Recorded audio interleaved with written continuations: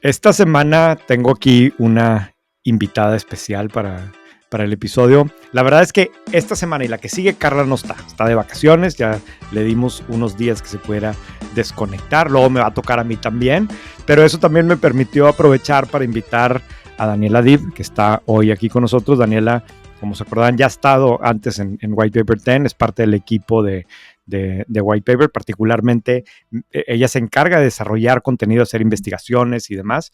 Y bueno, pues yo quería invitarla para que nos cuente un poco qué ha estado haciendo estos últimos días. Hola, Daniela. Hola René, muchísimas gracias por la invitación. Yo feliz de acompañarte esta semana que no está Carla.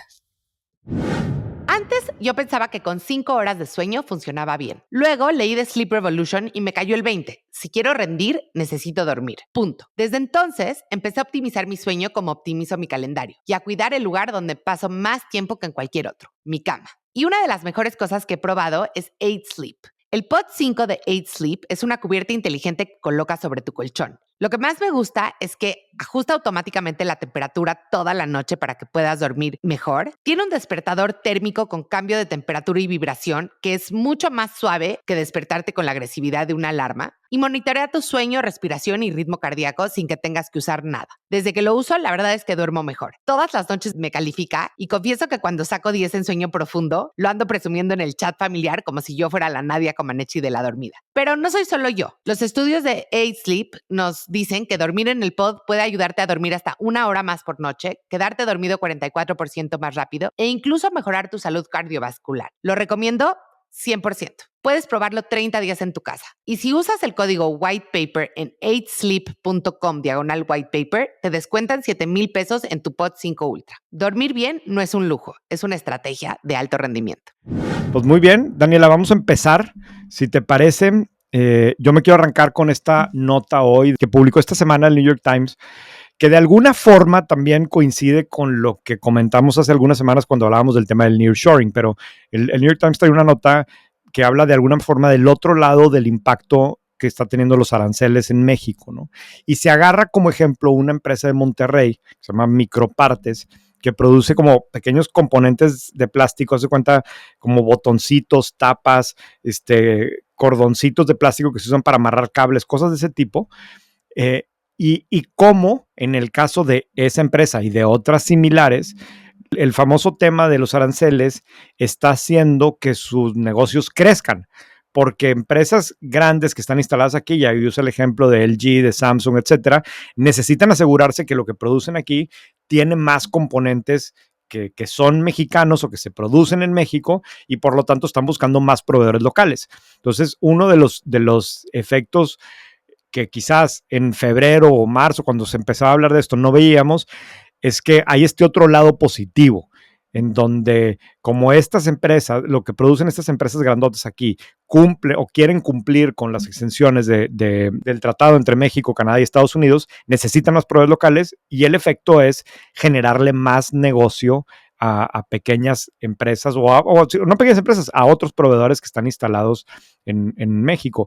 Y está muy simpático porque entrevistan al dueño de esta empresa, Jorge Martínez, digo, que él al revés dice, pues esto para nosotros ha sido realmente algo que nos ha beneficiado, porque pues ahora sí nos está generando más demanda, hablan de un crecimiento de 30% en las ventas precisamente por la llegada de más clientes, en fin, como que es oportuno. Claro, ya sabemos que el New York Times está publicando todo lo que sea posible en contra de Trump y como esta semana ha estado otra vez el tema de los aranceles de Trump, de alguna forma viene a resucitar este tema, pero es una realidad que está pasando en México y particularmente en el norte de México, ¿no?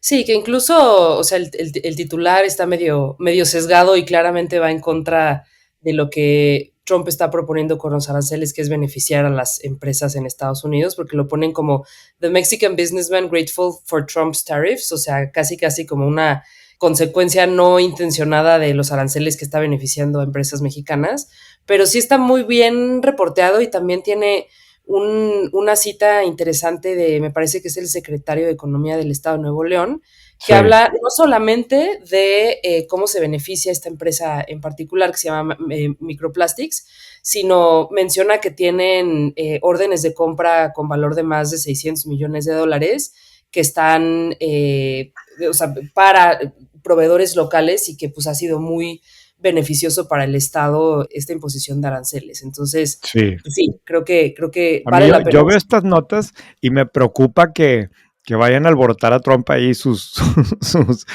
la gente que está a su alrededor y mira lo que están diciendo aquí y vaya a hacer algo específicamente para bloquear este tipo de cosas, pero bueno, ya es mi paranoia con todo lo que ha pasado.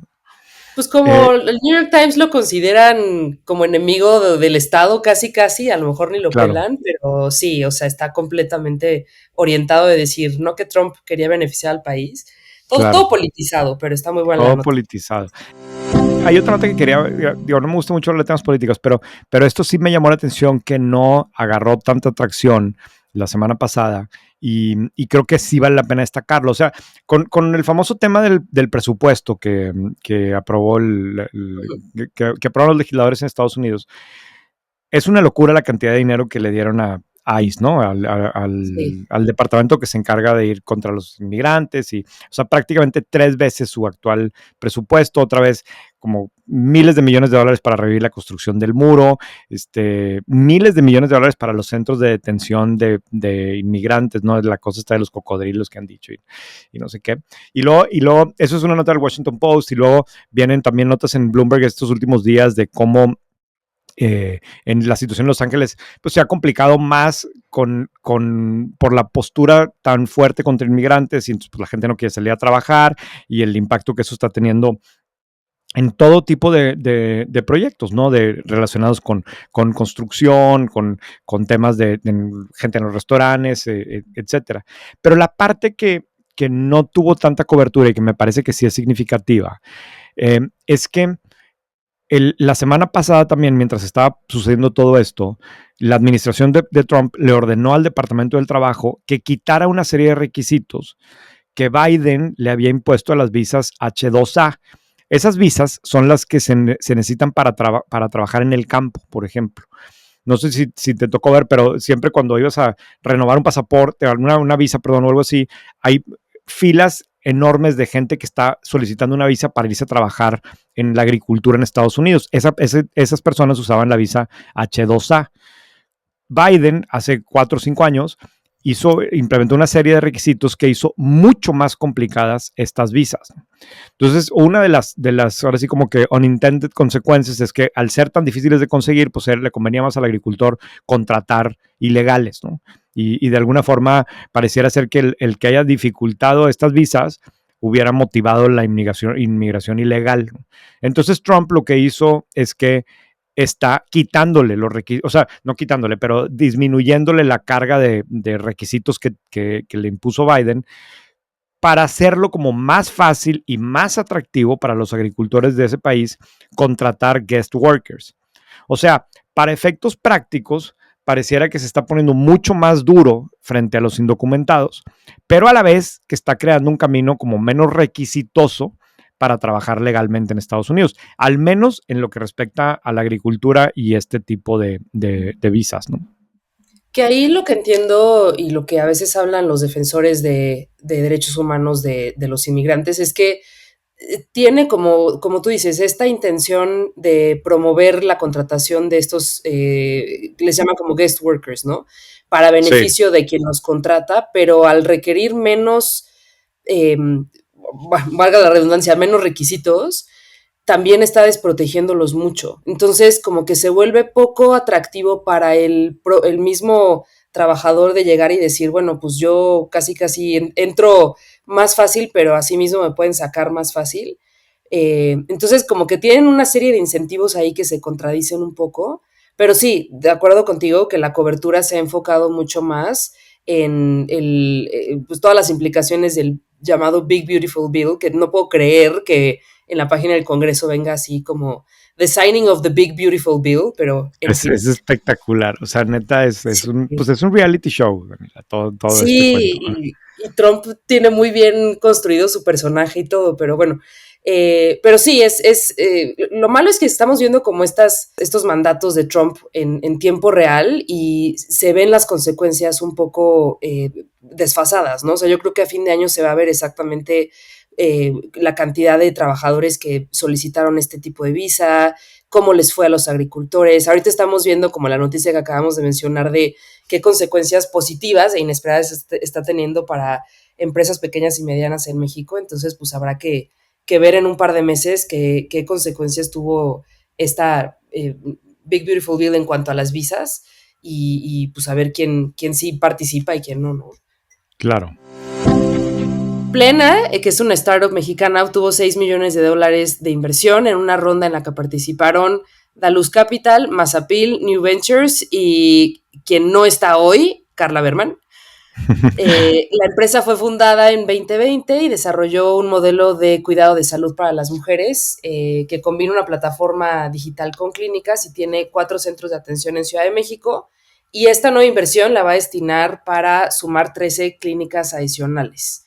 La empresa tiene como este modelo o se construye a partir de este modelo de que las mujeres necesitan un espacio particular porque pues, nuestros requerimientos de salud son distintos, obviamente enfocados en cuestiones de cuidados de salud reproductiva, estos como espacios seguros para poder pues tener como estos servicios como muy personalizados.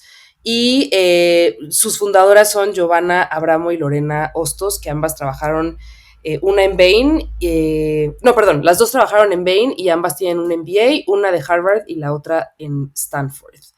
Sí. ¿Tú cómo ves esta inversión? No, yo las entrevisté hace tiempo y sacamos una nota de ellas en White Paper. A mí me parece un caso súper interesante porque son estos modelos en donde combinan la parte de una plataforma digital, de sí estar utilizando tecnología para, en este caso creo que era para un tema como de seguimiento del día a día, etcétera, pero al final del día con clínicas y con personal médico y doctoras que están ahí para atenderlas, y como que parte del supuesto es que también ha evolucionado lo que busca hoy una cliente que tiene 25, 30, 35 años, que yo me acuerdo muy bien que una de las dos fundadoras me decía, es que a ver, lo que a mí me interesa no es lo mismo que le interesaba a mi mamá de su ginecólogo, ¿no? Y quería tener yo otro tipo de relación y demás. Este es el caso también de estas, pues que técnicamente sí son o no son startups como la queramos ver, que están creciendo por medio de inversiones. Si te fijas la mezcla, hay firmas de venture capital, pero también hay family offices, hay inversionistas ángeles. Son modelos que son bien complicados de crecer, ¿no? Porque requieren inversiones de capital importantes. O sea, que al final del día, si vas a hacer 13 clínicas, pues necesitas meterle mucho dinero a remodelaciones, ¿no? Y a contratar gente, y eso implica, pues meterle mucho dinero, necesitas mucho dinero para eso, pero por otro lado también, o sea, crecen de forma quizás más lenta que otras startups que son puramente digitales, pero por otro lado también vas creando como que un modelo de negocio que en principio debiera ser más sólido, ¿no? No siempre han funcionado este tipo de modelos en México, hay muchos que han tratado de hacer clínicas utilizando inversiones de venture capital y crecer y demás, y que pues al final o llegan a una escala que no les permite ser realmente buen negocio o simplemente no llegan nunca a los números que tenían que estar. Pero por otro lado también sí vemos casos en donde los modelos que combinan plataformas digitales con infraestructura física funcionan. Los mejores ejemplos son tipo Luna, ¿no? Que tiene no sé cuántas tiendas para vender colchones y que empezó vendiendo online y ahora lo fuerte es probablemente las tiendas, o Ben & Frank, que está en una situación similar. Entonces, sí es una combinación que puede funcionar muy bien.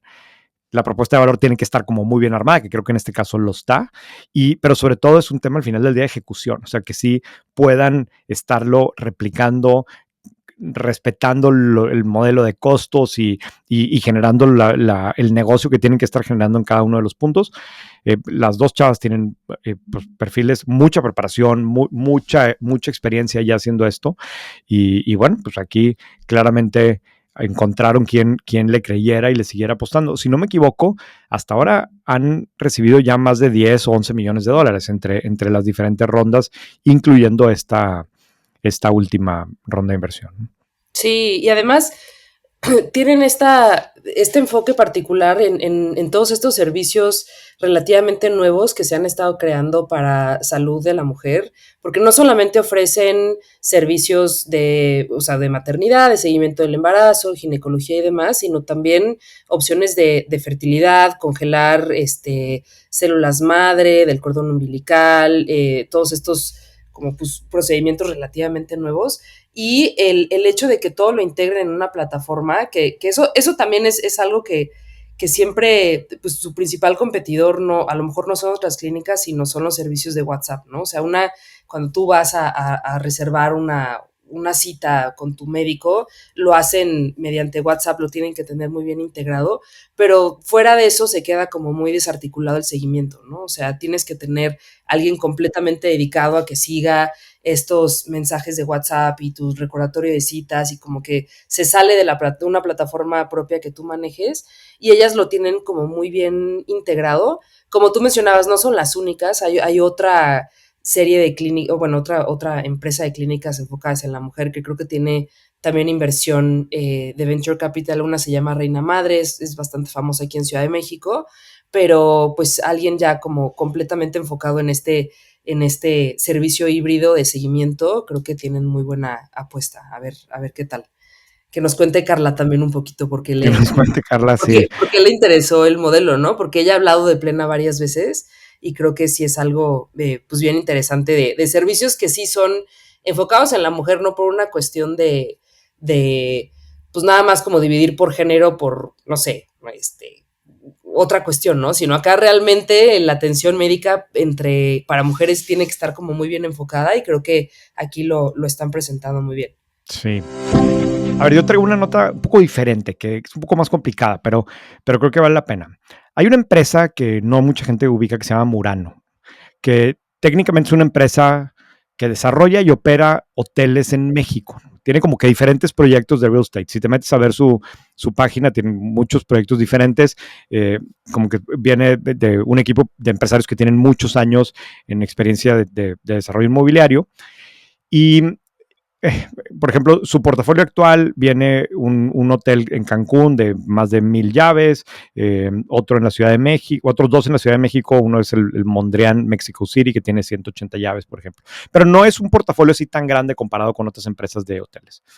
Bueno, Murano en el 2023, si no me equivoco, se fusionó con una SPAC. O sea, si se acuerdan de las SPACs, el pico de las SPACs fue en el 21 y el 22, y luego como que en el 22 se fue desvaneciendo el interés por las SPACs y terminó pareciendo ser una burbuja, pero bueno, en ese momento, un poco después, esta empresa mexicana que al parecer técnicamente era una empresa mexicana que luego se mudó a Londres, no me queda muy claro cuál es su nacionalidad oficial, pero una empresa de empresarios mexicanos que desarrollaba hoteles en México, se fusiona con la SPAC y se convierte en una empresa pública, ¿no? A la cabeza están Elías Acal, Marcos Acal y David Galán. Esta empresa el año pasado hace una emisión de deuda de $300 millones y al parecer, por una serie de retrasos en la construcción de nuevos proyectos y en el desempeño de algunos de los hoteles, empieza a tener problemas de flujo y por lo tanto las expectativas de los tenedores de los bonos no se estaban cumpliendo, ¿no? O sea, leí un reporte de Ninefin, de esta firma especializada en evaluar deuda, emisiones de deuda de empresas, donde Xochitl Herrera, que es quien hace este tipo de análisis, pues explica que se ha quedado como que underperforming el desempeño de esta empresa cara a los bonos que emitieron en el 2024 y mucho está relacionado pues eso, con retrasos en las construcciones y con un menor desempeño del esperado en los hoteles y por lo tanto pues pareciera que necesitaba reestructurar esta deuda y demás. Que otra vez, bueno, pues este tipo de cosas pasan y particularmente con los proyectos inmobiliarios y demás. Pero aquí la parte pues, completamente diferente es que esta semana Murano sacó un comunicado en donde por todos lados dice que se está convirtiendo en un major Bitcoin holder. O sea, de hecho, tú te metes a su página y como que su primer disclaimer grandote, es más, lo voy a leer textual, pero dice, Murano is a publicly listed real estate developer and operator who is also Pursuing a Bitcoin Treasury Initiative. Ujú. ¿Qué significa esto? Que está usando sus recursos, los recursos que tiene la empresa. No solamente eso, sino está diciendo que pretenden hacer desinversiones en el tema inmobiliario, o sea, vender sus propiedades, para mejor comprar Bitcoin y tenerlo en su tesorería, ¿no? Esto es un modelo de negocio, si lo podemos llamar como tal, o que se hizo muy famoso por un empresario que se llama Michael Saylor de MicroStrategy. Esta empresa que, si no me equivoco, se dedicaba a un software, a comercializar un software, pero hace algunos años decidió que mejor se quería dedicar a hacer una empresa de tesorería de Bitcoin, y lo que hace es que pide deuda para comprar Bitcoin y luego hace emisiones de acciones. O sea, su modelo de negocio es: tengo Bitcoin y el Bitcoin sube de valor y por eso te conviene tener acciones en mi empresa, y yo voy a estar buscando más deuda para comprar más Bitcoin y demás, ¿no? Entonces Y pareciera... que, perdón, y que actualmente tiene el 2% de todo el supply de Bitcoin a nivel mundial y cada semana sigue comprando más. Entonces, sí, es un whale gigantesco de Bitcoin. MicroStrategy. Sí, MicroStrategy. Aquí Murano, en el anuncio que hizo esta semana, dijo que había comprado 21 Bitcoin y que esperaba destinar como $500 millones para ir comprando más y más criptomonedas, ¿no?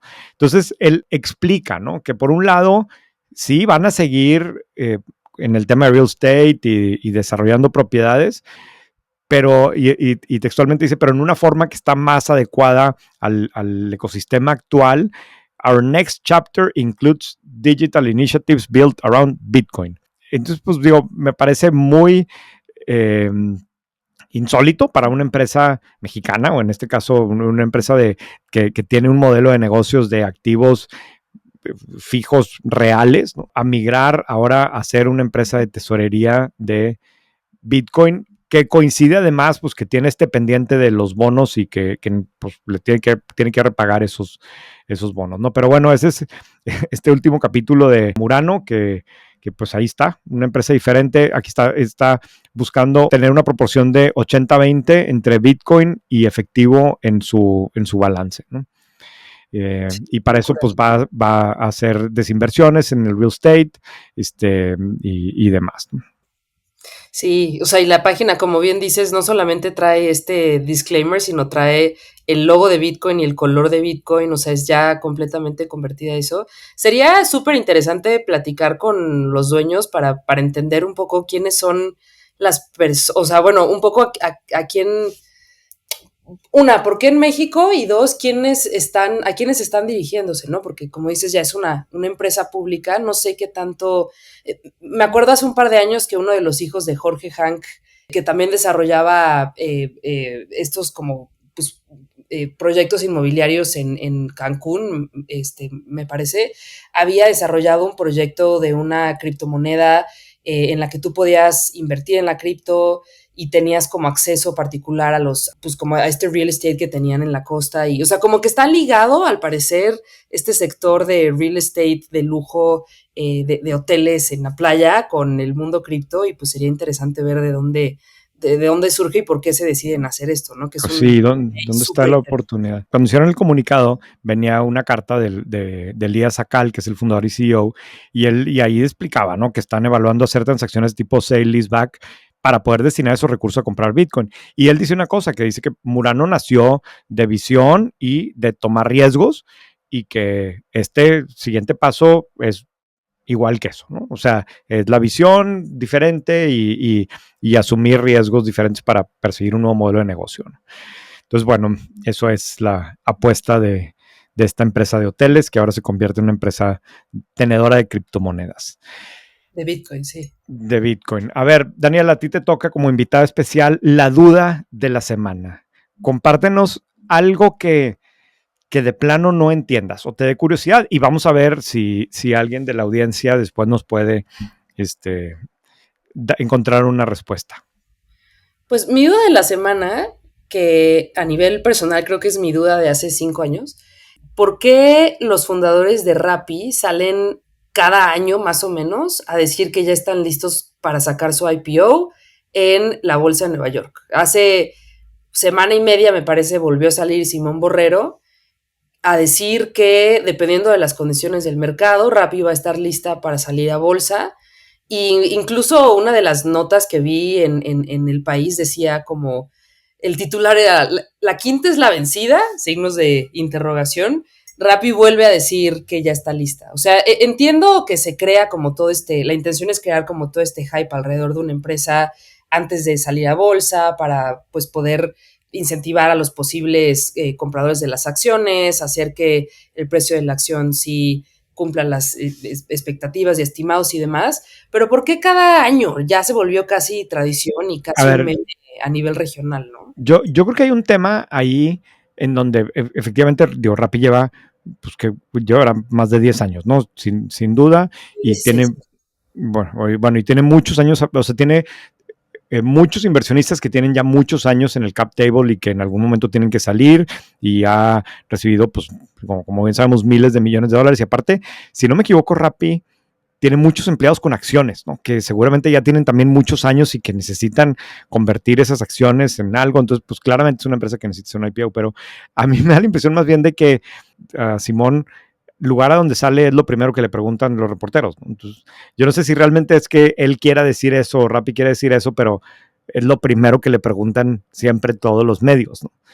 Y por eso sí, siempre hay un titular relacionado con el IPO, aunque pues no necesariamente, o sea, sí me imagino que es una discusión que en todas las sesiones de consejo debe salir y algunos de los inversionistas deben de estar muy presionando muchísimo para que suceda y otros pues no, y debe haber mucho debate internamente al respecto, pero, pero creo que también obedece a lo que los medios siempre le terminan preguntando al fundador y ya se convirtió en alguien, seguramente, por ejemplo, digo, Carlos García de Kavak no da muchas entrevistas, pero seguramente cada vez que una entrevista también le preguntan eso. Entonces, si saliera más, saldría más que Kavak también en el IPO. No sé, es mi teoría, pero ojalá y alguien nos pueda dar su opinión al respecto o preferiblemente alguien de Rappi que nos diga sí, qué está justo. pasando con el IPO, ¿no? Sí, a mí me tocó ver una presentación que él tuvo el año pasado en el Volcano Summit en Guatemala y sí le preguntaron lo mismo, pero pues igual como le preguntan a todas las otras startups, ¿por qué decir, ya estamos listos, ¿no? O sea, ya falta nada, ya en un año sale. Pues puede, o sea, le pueden preguntar, pero él, no sé, podría dar como algo un poquito más ambiguo, pero sí, a ver qué dice la próxima vez que lo entrevisten. Que también entiendo que ya está teniendo un rol menos presente, ¿no? Bueno, apenas salió uno de los fundadores y decidió como alejarse un poco, no me acuerdo quién era, pero Sebastián, ¿no? y también ya está, o sea, este rumor de que a lo mejor lo adquiere DoorDash, que DoorDash también tiene muchos ex empleados trabajando ahí, tiene inversión, pero bueno, esa era mi Sí, duda. es una startup muy compleja que ha tenido muchos ups and downs a lo largo de la historia, pero la realidad es que el servicio que crearon, o al menos en ciertas comunidades en México, pues se volvió ya algo, eh, no sé cómo decirle, completamente presente, ¿no? En ciertos segmentos y demás.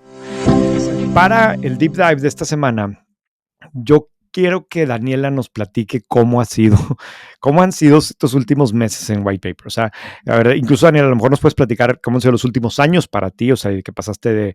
Daniela estuvo primero muy poquito tiempo en White Paper, después se fue a Rest of World, que es este medio de Nueva York muy interesante, que se dedica como a cubrir el impacto de la tecnología y de empresas de tecnología en diferentes lugares del mundo. Estuvo ahí un tiempo y ahora se está regresando a White Paper desde hace algunos meses. Y Daniela, su principal función es que está ayudando a desarrollar el contenido que publicamos los viernes, ¿no? Que son los artículos más largos y originales de investigación. Y hay algunos de ellos que me encantaría que ahorita nos compartas pues, un poco como del behind the scenes o lo que has estado aprendiendo, ¿no? ¿Por dónde Sí, empezamos? pues a ver, mira, si quieres, como que contextualizo también un poco esta renovada participación mía en White Paper. Como mencionabas, yo estuve, no fue tan poquito, ¿eh? Fueron 6 meses, que según yo sí fue. No, hombre, claro que no. Fueron como 8 minutos que estuviste aquí y te fuiste a Rest of World luego. Neta, o sea, yo creo que tuvimos como 3 juntas y ya me dijiste en la cuarta que te ibas a ir a Rest of World. Pero Ay, bueno, ¿para qué me entierras más el cuchillo? Eso fue hace como 3 años. Nos venimos mejor aquí a la actualidad. dedo a la llaga, pero fueron bastante útiles para todo mundo, porque pues en Rest of World me tocaba cubrir el impacto de la tecnología en el resto del mundo y yo cubría la región de México y Latinoamérica y empecé a cubrir mucho, pon tu tema de repartidores, esta cuestión de entender cómo funcionaban empresas como Shein y Temu en México, pero más de la parte tanto de los consumidores como de los repartidores y se alejaban un poquito de la parte de negocio. Y a mí la parte de negocio es lo que más me llama, no porque lo demás no sea importante, pero más me llama la atención porque es lo que realmente moldea la actitud y el rol que cada uno de estos jugadores tiene. Entonces, una vez que regresé a White Paper, que pues siempre te estaré muy agradecida que me volviste a abrir las puertas para poder pues integrar como todo este aprendizaje que tuve estos 2 años y medio en Rest of World, como que pude explorar mucho esta pues influencia de la parte de los negocios, ¿no? Entonces, uno de los primeros temas que te propuse y que me tardé un poquito en realizar, pero al final creo que resultó algo bien interesante, fue justo el reportaje del auge de las paqueterías en México y tratar de describir un poco quiénes son los que mueven diariamente los casi 3 millones de paquetes que se compran en línea y se distribuyen todos los días.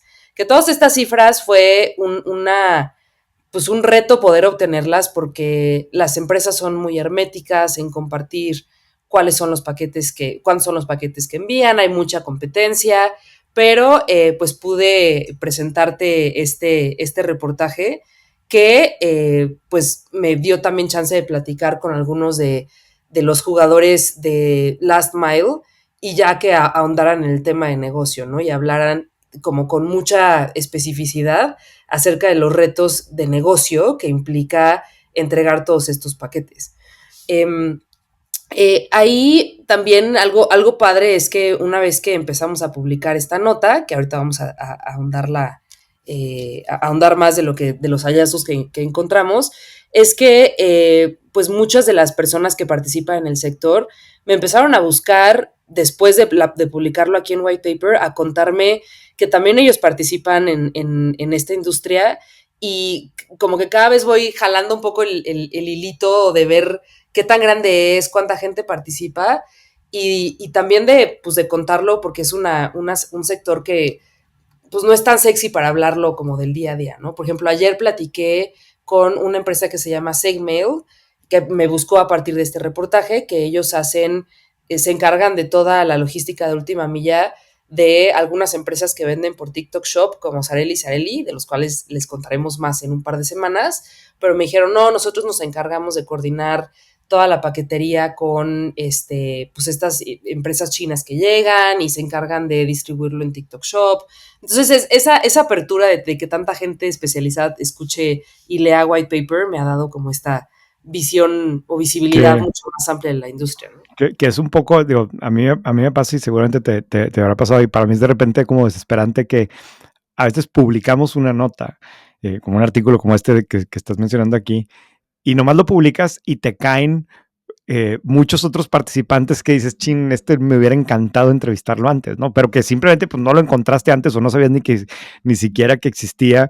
Y por otro lado, luego es como que, bueno, pues si acabamos de publicar un artículo de eso, no voy a publicar otro, ¿no? Entonces, bueno, al menos lo archivas y lo guardas para más adelante poderlo utilizar como fuente, pero ese sí ha sido como que una pues yo creo que los activos más valiosos de estar construyendo White Paper, que al tener este tipo de alcance, luego se te abren más puertas. El problema es que a veces se te abren después de publicado o te enteras de cosas hasta después de que lo publicas y me acaba de pasar con otro también, con un episodio del podcast que hicimos y nomás lo pusimos y después me buscó una persona con unos datos que decía, no puede ser, o sea, esto yo lo tenía que haber sabido antes de hacer el episodio, pero bueno, pues es parte del hecho de tener que publicar o postear cosas en un momento y pues se va el momento, ¿no? Pero el chiste es luego ver cómo le puedes sacar provecho más adelante, ¿verdad? Exacto. Y también, pues, es esta validación de que estamos teniendo un buen termómetro de la industria y decir, a ver, esto está interesante, ¿qué tan grande es? Y ya luego todo levanta la mano y dices, ok, no me equivoqué, tenía como buen feeling acerca de esto y como que vas siguiendo, ¿no? A mí me pasó, fíjate, en ese sentido que hace como 10 días entrevisté a unos emprendedores que tienen una plataforma de una solución de software, como una plataforma digital específicamente para restaurantes, ¿no?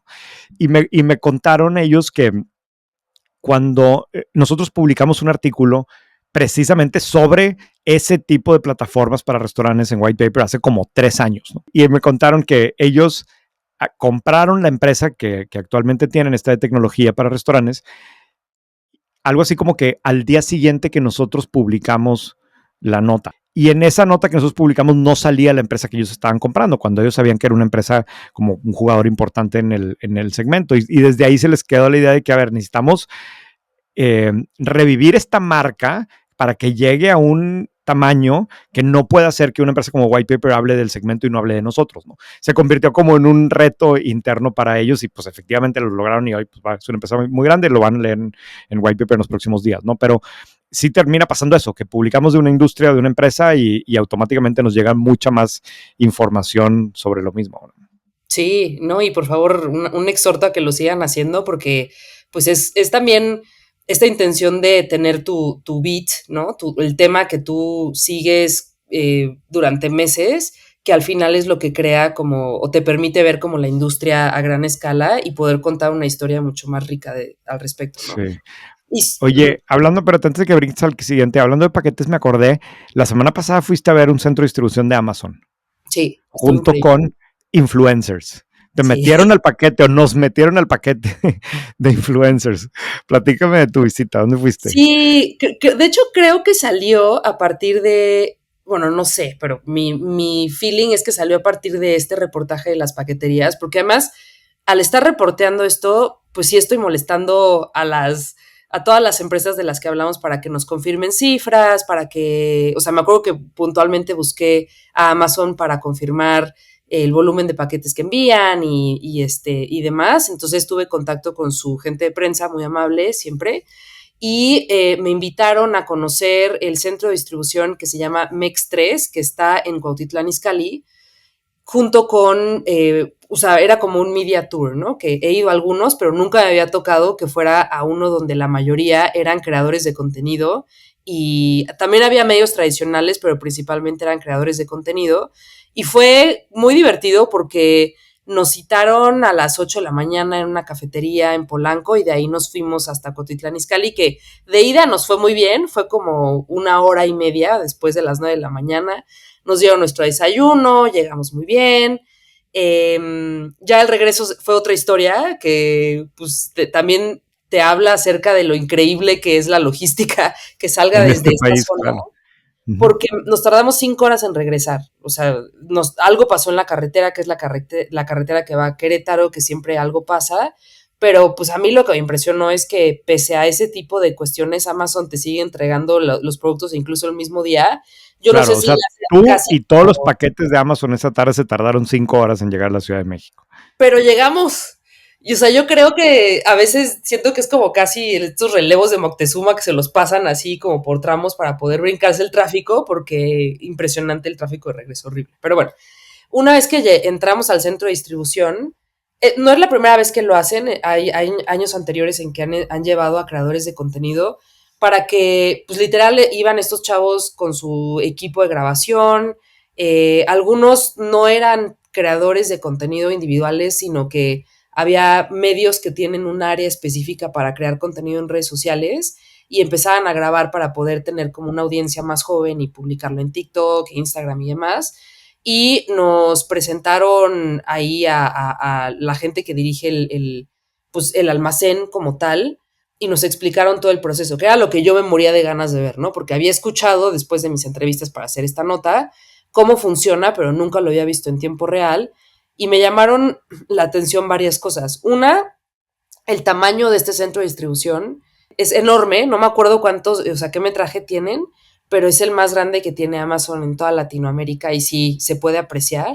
Y están como los racks de los productos casi de piso a techo, no tienen aire acondicionado, no sé por qué, tienen como ventiladores enormes que parecen turbinas. Y el área como que sí se siente muy, muy fresca. Tienen música puesta, lo cual también me llamó la atención, porque pues yo pensaría que tienen que estar como todos concentrados, pero tienen ahí música puesta. No se veía tanto movimiento, yo imagino que porque era temporada normal. Algo que nos compartieron es que en la semana del Prime, que esta semana es, creo que de este año creo que es del 15 al 20 y tantos, llegan a una capacidad operativa del 100%, mientras que en días normales están entre un 40 o 60%.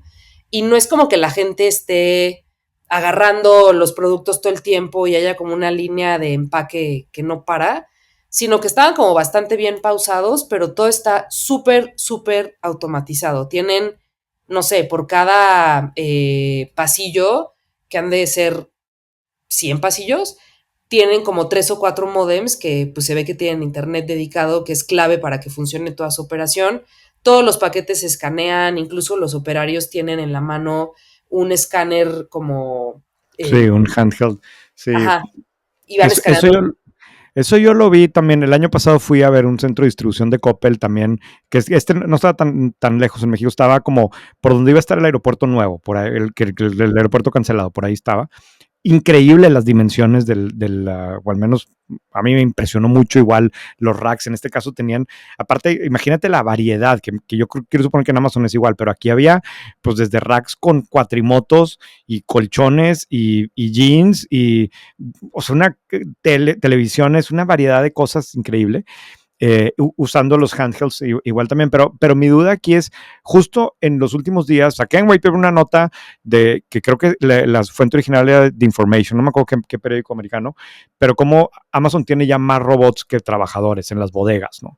Que había superado como 1 millón de robots, de estos, de todo tipo, ¿no? A veces estos que son como una, pues no sé cómo poner, pero como una especie de perrito que mueve Ajá. como que los racks y luego más las manos, estas robotizadas. ¿Viste algo de eso? Cero. Incluso les pregunté, lo que tienen son montacargas, tienen más de 100 montacargas que están súper así, a la vanguardia, ¿no? Están como muy compactitas, Sí, se eléctricos, sí. ven, sí, eléctricos, no se ven así viejitas como vas al Sams o así las ves, no, estas sí se ven como muy, muy pro, Sí, pero pero hay un chofer que lo está manejando, ¿verdad? Un hay un chofer. montacarguista. Y algo que me llamó mucho la atención es que muchas choferes son mujeres. No es Ok, por una cuestión de paridad, sino que ellos, como que con mucho orgullo y parte de su speech de PR, es hablar de cómo tienen esta capacidad de capacitar a gente que no tiene experiencia previa, incluso gente que no sabe manejar y que la agarran, la capacitan y se vuelven como ellos capacitadores de empleados nuevos, y muchas de ellas son mujeres, las operarias, pero al momento tanto de sacar los pickers que les llaman, que son los que van a estos racks, que están todos mezclados también, esta práctica creo que ya ha salido cubierto en varios medios, que no tienen como secciones de cosas, sino que todo está aparentemente en desorden, pero me explicaban que es para que una vez que les llega un pedido, al picker le dice qué ruta le queda más cercana dentro de todos los racks para poder ir y coger, no sé, si a lo mejor le traen 10 pedidos y los 10 pedidos incluyen una tele, una lámpara, una botella de agua y una crema,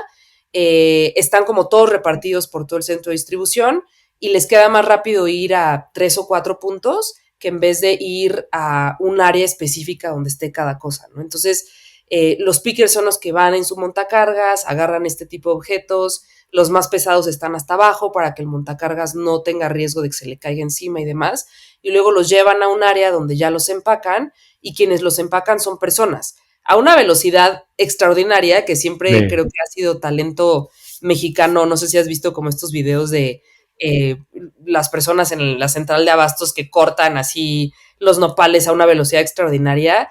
Estos chavos, o sea, agarran las cajas, las desdoblan, la máquina te dice qué caja le cabe al pedido que tienen enfrente. Creo que pueden empacar máximo 8 kilos en una caja, entonces el operario no tiene riesgo de que o sea, sí hay un riesgo siempre, ¿no? Pero no tiene tanto riesgo de que se lastime. Y empiezan a empacarlo así súper rápido.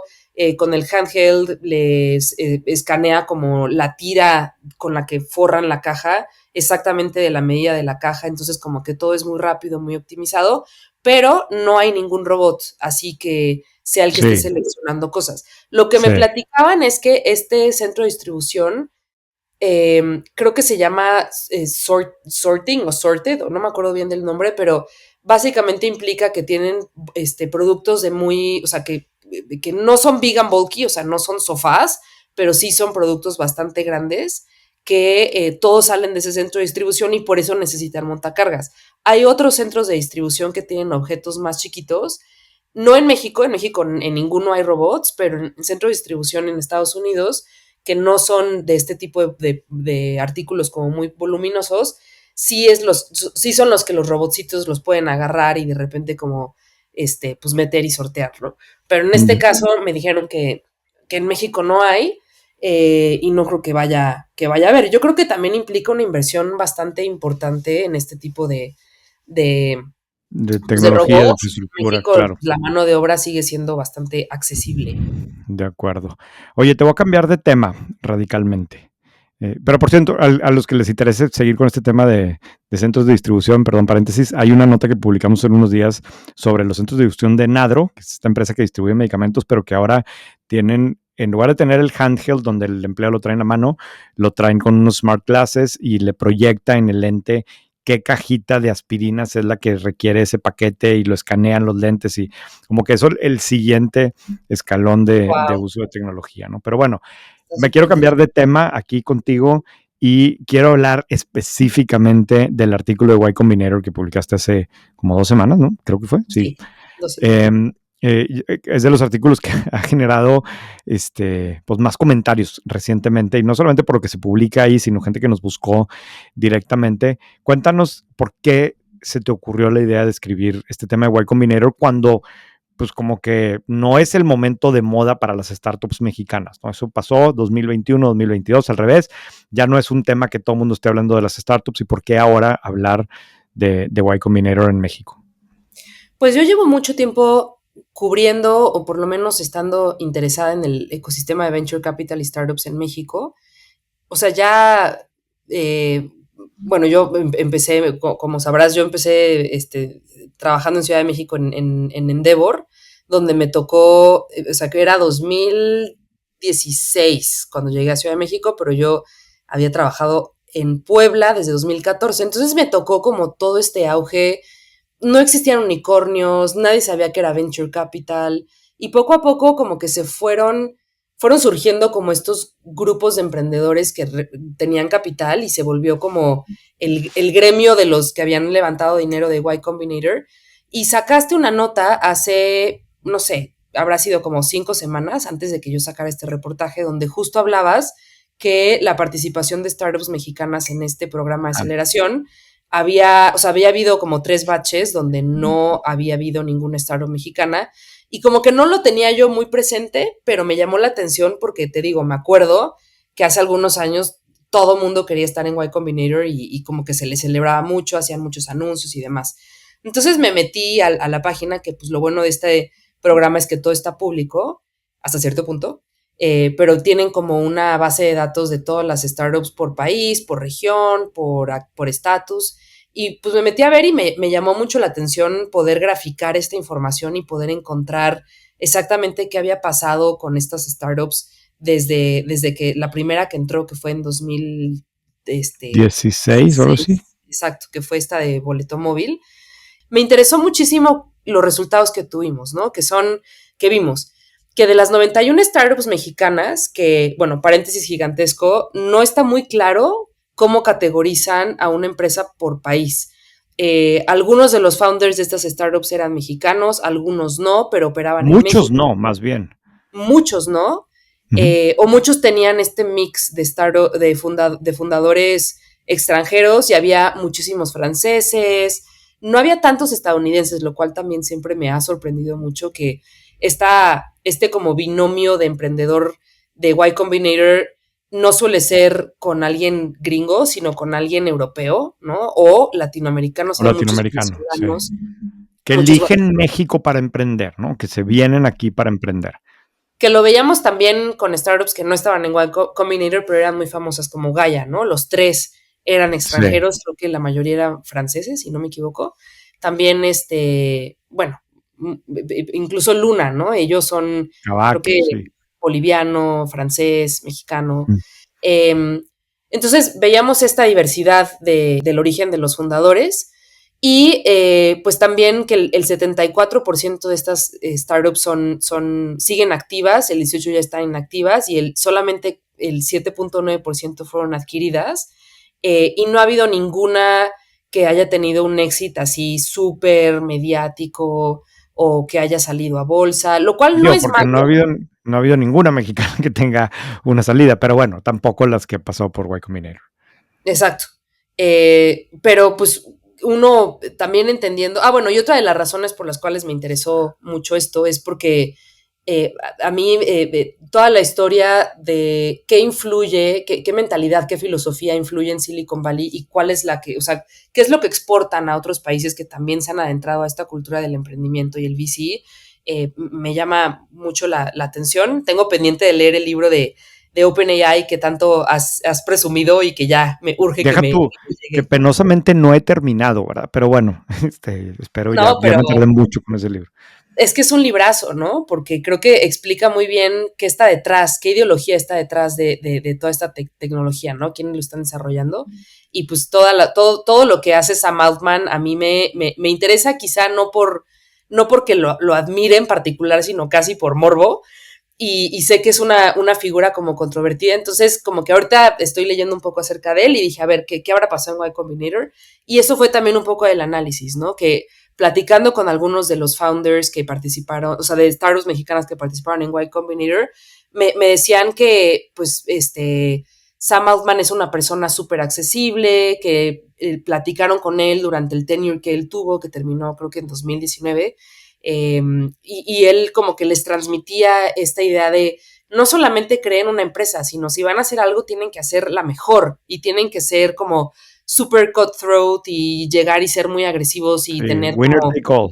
exacto, que es una mentalidad que ayuda muchísimo a crecer una empresa, especialmente para una región como Latinoamérica, que durante mucho tiempo ningún inversionista daba un peso por startups latinoamericanas, porque siempre ha existido como pues prejuicio, ¿no? De que como Latinoamérica, no sé, cómo pueden competir con alguien de otro país. Y lo que muchos me decían es que lo que les ayudó Y Combinator es a ponerlas en el mapa, a comprobar que ellas también pueden y también atraer inversionistas, que era lo principal, ¿no? Y eso, pues sin duda, creo que se lo deben mucho a esta visión de, ok, pues tienen que creérsela y que la mentalidad de Sam Altman y de la propia organización les ayudó muchísimo, ¿no? Sí, pero a ver, si veíamos la lista, porque eso fue mucho de lo que la gente nos escribía después también. Ya dijiste ahorita, ¿no? Que no hay ninguna que haya sido así como que el super éxito. De hecho, técnicamente hay solo una que después se convirtió en un unicornio, que sería Nowports, ¿no? Y que aparte no estaba catalogada como mexicana, pero de todas las 90 y tantas, ninguna hasta ahora había alcanzado ese nivel. Algunos fondos de VC, locales que nos buscaron después y nos decían, oye, no, pero deja tú, algunas de esas para lo único que fueron buenas es para levantar lana, ¿verdad? O sea, realmente perfeccionaron ese arte y fueron muy buenas después consiguiendo diferentes rondas de inversión, pero no llegaron a absolutamente nada, ¿no?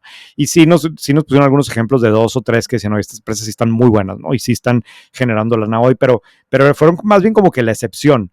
Eh, Sí, Como que la fórmula esta de, mira, tú siéntate en el auto, písale el acelerador a fondo y vamos a ver qué pasa.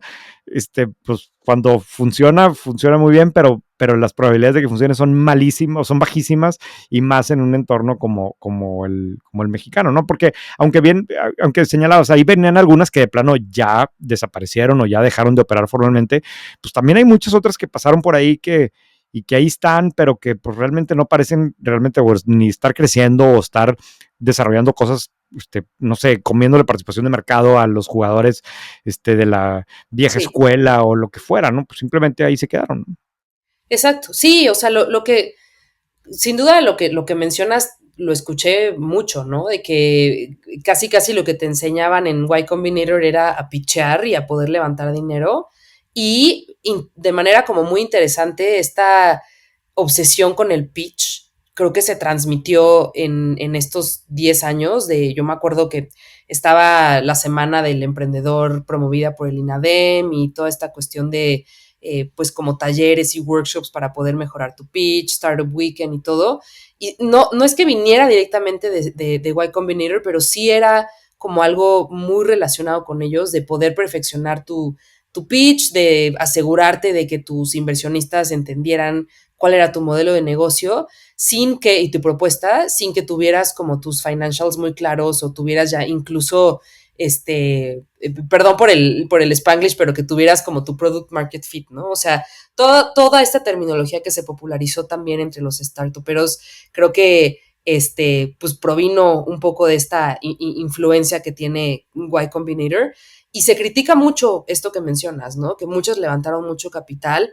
Creo que también algunos defensores es lo que dicen. O sea, no me sé el ratio de inversión de Y Combinator a nivel global, de por cuántas empresas en las que invierte este programa sale uno que es así como un super player, no sé cuál sea, pero es parte de la tesis del venture capital, ¿no? Como que invertir mucho en muchas ideas como muy novedosas en las que nadie se atreve a invertir para que por lo menos 2 o 3 puedan levantar, pero pues en la región, o por lo menos en México, se han quedado como muy, muy flat y pues también perseguidas por esta presión de algunos inversionistas de que ya les tienen que dar algún resultado, ¿no? Algo que me llamó también la atención fue lo que escribió Pamela Valdés, que es la fundadora de Vic, que cerró sus puertas hace un par de meses, que mencionaba que ellos crecían, pero no crecían tan rápido como sus inversionistas hubieran Esperaban. creído, ¿no? Y creo que eso también es un poco el riesgo, entre comillas, de asociarte con uno de esos programas en los que así como te invierten, te exigen un retorno y a lo mejor el mercado no está listo, a lo mejor el producto no era el mejor, fueron muy buenos en hacer su pitch, pero pues entiendo que la carrera la carrera no oficial del emprendedor requiere muchísimo pivoteo y ajustes y todo, y como no romantizar tanto el hecho de ya te cayó dinero, ya con eso ya la hiciste, sino también es un trabajo pues muy duro, y muchas de estas startups tienen más de 10 años y no han logrado pues ni siquiera, o sea, déjate un exit, ¿no? Que puedan regresarle algo a sus inversionistas o que sea una startup que alguien conozca. Algo que me sorprendió un poco fue esta empresa de boleto móvil, que yo la ubicaba, pero no sabía ni que era de Y Combinator ni que había crecido tanto en los últimos años, porque tiene una muy buena relación con algunos equipos de fútbol. No ha tenido tanta atención mediática como otras startups que incluso se mencionaban en Y Combinator, y ha ido como poco a poco, levantaron capital hasta hace año y medio y pues ahí va, ¿no? Pero no es como de otras que levantaron capital muy rápido y que pues ahorita están ahí como X, como tú Sí, dices, al ¿no? revés, exacto. Uh-huh. Oye, a ver, mira, me metí ahorita a ver en White Paper o sea, la lista de los artículos que has publicado este año. Te los voy a decir rápido, y quiero que me digas que escojas 2 de los que estás más orgullosa. O A sea, ver, empezaste con el de Lady Multitask, sí. luego hiciste uno de la eterna vigencia del jabón Sote, muy bueno. Luego escribiste uno sobre cómo todo el mundo quiere entrar a la casa de Toño, ¿no? Y un análisis de su modelo de negocio y demás.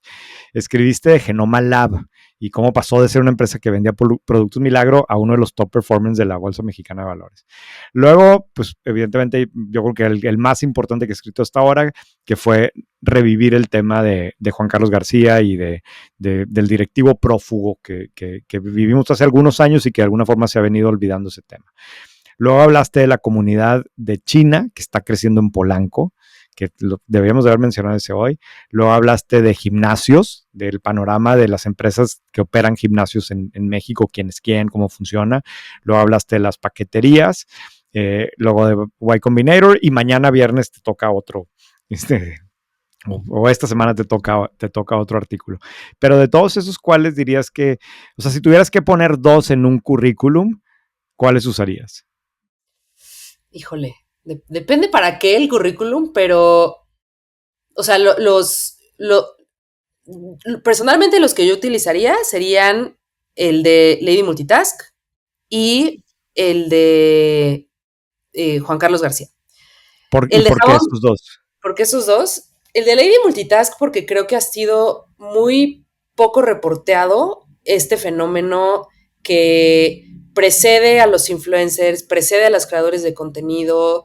Es un ecosistema que existe en una plataforma que ya nadie usa excepto para ese propósito, que es Facebook, y que en México tiene, o sea, tiene una importancia muy particular para las mujeres que son amas de casa o tienen un como side business, y creo que nadie las ha tomado en serio como emprendedoras que no levantan capital, no, como que protagonizan portadas de revista, pero al final están o sea, como creando sus propios negocios, y es un fenómeno de internet súper interesante. Creo que es parte de la historia del internet en México, y me encantó hablar con ellas y ponerlas en el spotlight.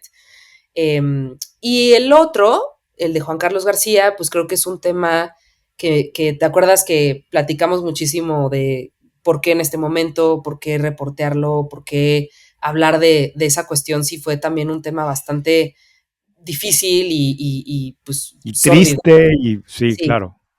Pero creo que pues lo manejamos, creo que de la mejor manera posible, sin morbo, sin nada más como presentando un recuento de lo que pasó con hechos, y que a mí me impresionó muchísimo que Brad Stone, el del libro de Amazon, incluso lo mencionó, y no es un tema que se había vuelto a tocar desde que pues, se dio a la fuga, ¿no? Cuando mató a su esposa. Entonces, principalmente también por esa cuestión, ¿no? Que es un caso de feminicidio en las altas esferas del mundo empresarial en México, y que pues se tiene que hablar aunque sea incómodo, y creo que pues valió mucho la pena. Tuvimos muy buenos comentarios acerca de eso, Sí. y creo Y muy que buenas discusiones tú y yo también. O sea, sí, las palabras, todo tenía que ser muy bien cuidado, ¿no? Para elaborar un artículo así de delicado, ¿no? exacto, sí, ese me gustó mucho. El de Jabón Sote también me gustó porque a mí me encanta ir a las fábricas, Claro. pues tuve chance de ir a la Y fábrica allá tomaste en. fotos y videos fregones, que incluimos algunos en el artículo, ¿no? Sí, me encantó. Y creo que pues habla también tuve muy buenos comentarios de ese reportaje. Pero pues sí, creo que mis favoritos han sido esos. La verdad es que me ha encantado escribir sobre todos. Creo que cada uno de ellos, pues ya desarrollamos tú y yo una dinámica de te propongo un tema, te describo un poco de qué va, y pues me interesa muchísimo. Si no me interesa, a veces como que siento que no lo hago tan a No, gusto. y sí, es muy padre porque también es muy transparente conmigo, Daniela. Entonces yo a veces le sugiero un tema que a mí me interesa y ella siempre muy buena onda. Sí, déjame lo veo, pero es como que súper evidente cuando no le interesa, y tratamos aquí de hacer realmente investigaciones y publicar artículos de cosas que nos interesan. Entonces, si yo veo que no es para Daniela, lo agarro yo porque pues, era mi interés de saber de qué había detrás de esa historia o cómo funcionaba algo, pero bueno, así es un poco la dinámica, ¿no? Y Sí, tenemos, Daniela y yo, un calendario con todos los artículos planeados para las siguientes semanas. Algunos sí están como muy, o que ya sabemos que va a salir, o sea, obviamente el de esta semana, el de la que sigue, como dentro de 3 semanas, todo está muy fijo, pero luego tenemos así como los siguientes pues, más de 2, si no es que 3 meses, con ideas de artículos para cada viernes. A veces tratamos de variar el tono o el estilo de artículo cada viernes. Tratamos de que sea uno Daniela y uno yo. A veces son dos Daniela, a veces dos yo, lo que fuera, pero eh, está padre la dinámica. Digo, yo veo los sí, que traes ahorita, incluso algunos implican tener que ir a más fábricas, tener que viajar a más lugares, y yo creo que va a salir contenido bien rico. sí, tengo cero poker face. Entonces, creo que eso me ha ayudado a, pues, que también ya tengamos esta dinámica padre de decir, a ver, este me late, este no tanto. Y la verdad es una libertad muy particular, ¿eh? No en cualquier lado hay esta sinceridad con el editor en jefe de poder decirle, a ver, este sí te puedo sacar algo espectacular, de este no conozco tanto, pero pues también esta apertura creo que ha hecho que funcionen bien, Hombre, y como es que hay dices, tantos temas, y digo, y es interesante que aunque el contenido que generamos en White Paper al final del día está diseñado y pensado para una audiencia muy chiquita, ¿no? Para un grupo muy particular de personas, pero aún así hay tantas alternativas y hay tantas historias y tantas empresas y tantos segmentos y tendencias y cosas que están pasando que pues ahora sí que nos podemos dar el lujo de escoger las cosas que más nos llaman la atención a ti y a mí en ese momento, ¿no? sí. Y a veces no nos da la vida, ¿eh? O sea, sí hay mil temas que pues se nos resbalan y nos enfocamos en otra cosa, pero creo que ya estamos identificando cada vez más frecuentemente cuál sí es para white paper y lo podemos trabajar súper bien, ¿no? Sí, definitivamente. Muy bien. Bueno, pues a quien le interese, ahora sí es la hora de meter el anuncio, pero se puede crear su cuenta en whitepaper.mx y ahí está todo el archivo histórico, que es bastante único ya, porque tenemos más de 5 años desarrollando este tipo de contenido respecto a las empresas en México, historias en México, de negocios y demás. Bueno, pues ahí está disponible en whitepaper.mx. Te toca, como invitada, la recomendación de la semana. ¿Qué nos vas a recomendar? Les voy a recomendar una serie que salió en Amazon Prime hace casi un mes, que se llama Mentiras la serie. Yo ya no puedo con Amazon Prime con anuncios. Te confieso que me Sí, perdieron. Me perdieron está ahí. súper molesto. Y yo, para que a mí me agarre una serie, tengo un poco de déficit de atención, entonces necesito como algo muy particular. No veo muchas series y que me interrumpan los anuncios es bastante molesto, pero... Yo además veo las series en la caminadora, porque es a la hora que corro entre semana. Ay, Entonces, no, pues qué me horror. sale anuncio y está horrible, ¿no? Pero bueno, perdón, te interrumpí. Y sabes que además te va a matar Carla, porque esta recomendación yo sé que Carla la quería hacer, entonces por andarse yendo de vacaciones, se la ganaste. Pero síguele, ¿por qué te gustó la serie de Amazon Prime de mentiras? Pues yo había escuchado, bueno, la serie es una adaptación de un musical que tiene casi 15 años aquí en Ciudad de México que se llama Mentiras y yo como que lo había visto anunciado, pero nunca me llamó como que mucho la atención porque no entendía de qué iba.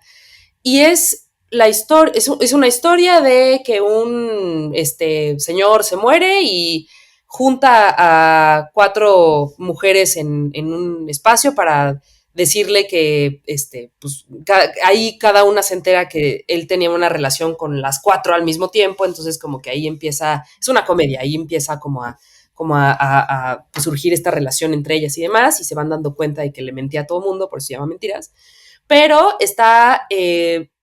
o sea, es una historia que es un musical que se cuenta a partir de historias de canciones icónicas de los años 80, que pues sí siento que va para un target bien particular de audiencia como yo, que pues nacimos en los 80, crecimos un poco con estas canciones de Emanuel, Daniela Romo, no sé, Amanda Miguel, como todas estas canciones que tú ahora vas a uno de estos bares de karaoke dedicados Y a de canciones despecho. despechadas.